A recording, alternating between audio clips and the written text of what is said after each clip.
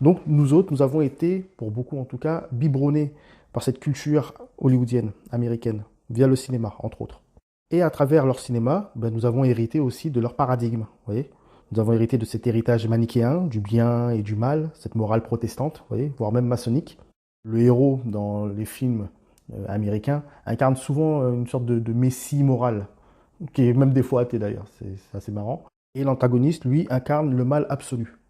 Et bien, à force de visionner ce genre de film, et depuis tout petit, en tout cas pour beaucoup d'entre nous, et ben on en arrive à épouser les codes.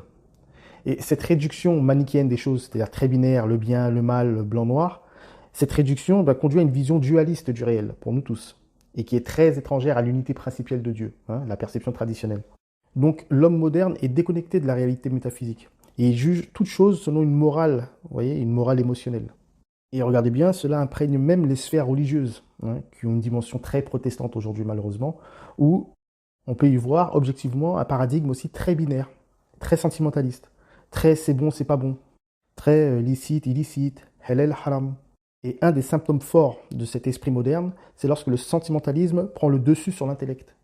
D'ailleurs, regardez bien, le cinéma américain arrive parfois à nous faire pleurer sur le sort d'un personnage d'un film, mais on arrive à être indifférent à l'injustice réelle. Donc c'est vraiment une machine de destruction massive, hein, j'ai envie de dire. Hein. Ça dérègle, ça transforme littéralement les hommes, avec un grand H, hein, hommes comme femmes. L'humanité d'aujourd'hui, en tout cas en Occident, est malheureusement régie non pas par son intellect, ni par la rationalité, qui est déjà en dessous de l'intellect, mais par l'émotion. Et arrivé à cet état, malheureusement, l'être est totalement perdu, il est totalement désaxé. Et il tombe dans un relativisme très poussé. Il va relativiser le bien, le mal, pour défendre ses petits intérêts égotiques, sous le coup de l'émotion, encore une fois. Bon. Il faut savoir que Dieu est au-delà du bien et du mal.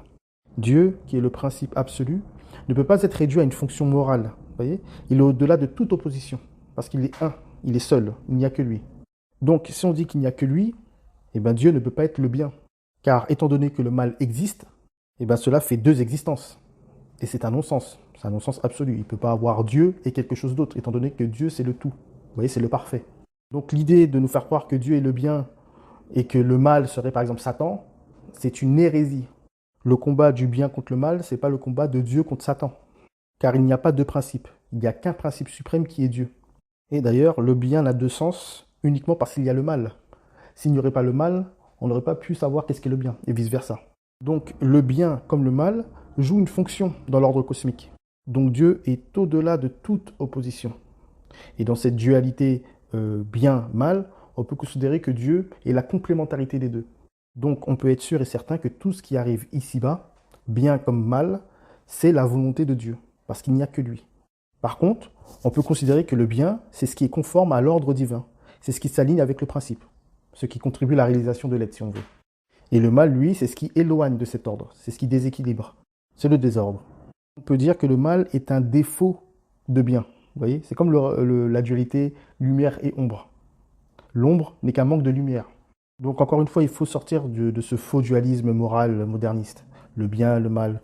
Le bien et le mal sont des pôles relatifs. Vous voyez, c'est utile dans l'action humaine.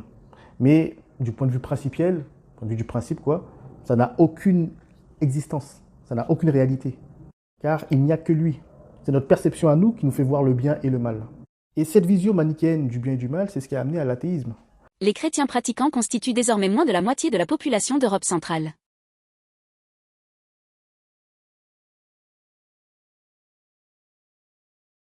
Soyons honnêtes, nous avons créé un monde dans lequel Dieu n'a plus aucun rôle. Notre médecine fait des miracles. Nous envoyons des fusées dans l'espace et nous explorons jusqu'aux plus petits mystères de la vie.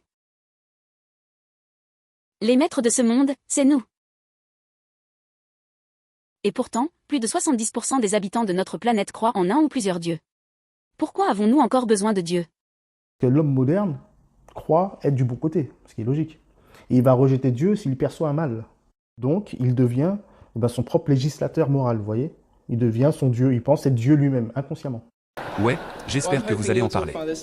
Je dis aussi que c'est répugnant, mais ces deux sœurs, elles ne peuvent pas avoir d'enfants handicapés, elles s'aiment, et elles ne font de mal à personne. Donc ma question, c'est, à part dire que c'est répugnant, bizarre, et donc mal, pouvez-vous me donner une seule bonne raison pour laquelle deux personnes qui s'aiment et ne nuisent à personne ne devraient pas être ensemble? Une seule raison qui ne soit pas juste c'est dégoûtant. Un peu comme ce que les gens disaient des homosexuels, à l'époque. Et je pense que ça met en lumière de façon très claire la différence entre une morale absolutiste, où on dit juste c'est répugnant, le facteur peur, et une morale conséquentialiste, basée sur les conséquences. Je pense que tu as tout à fait raison, je ne vois aucune raison pour laquelle ces deux sœurs ne devraient pas se marier si elles en ont envie.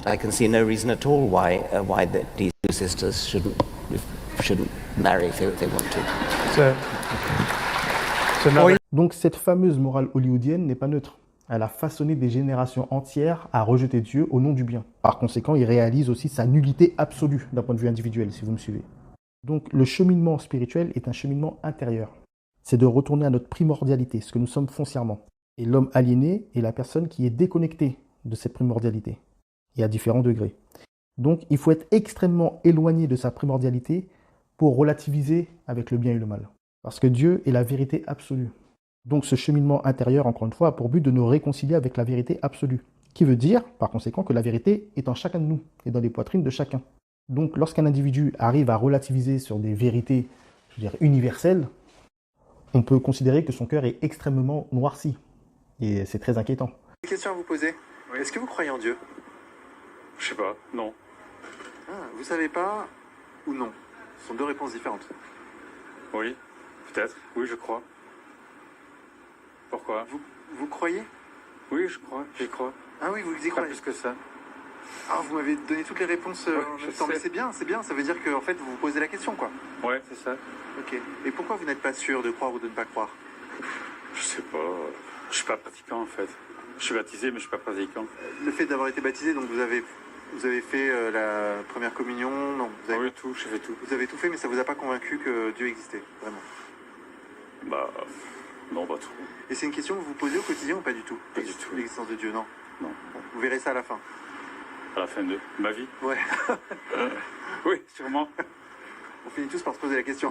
All of us are programmed to find God Almighty. Yeah. If we was left in a room, no TV, nothing, Yeah. we would start acknowledging and trying to connect with God. That's how we're programmed. Yeah. If you look into the Western world or any world, like even in the Muslim countries as well, is that we are constantly bombarded with things to do. For example, Mother's Day, Father's Day, Uncle's Day, Yeah. Sheep Day, Donkey Yeah. Day. The whole year that holidays day. and nice Yeah, you know cakes why? and everything. You know why? Because it is there to occupy you until you die. Yeah. Just to keep you busy away from the remembrance of It's Allah. like That's Father what- Christmas, he never died, he's still Exactly, alive. they don't exist. Yeah.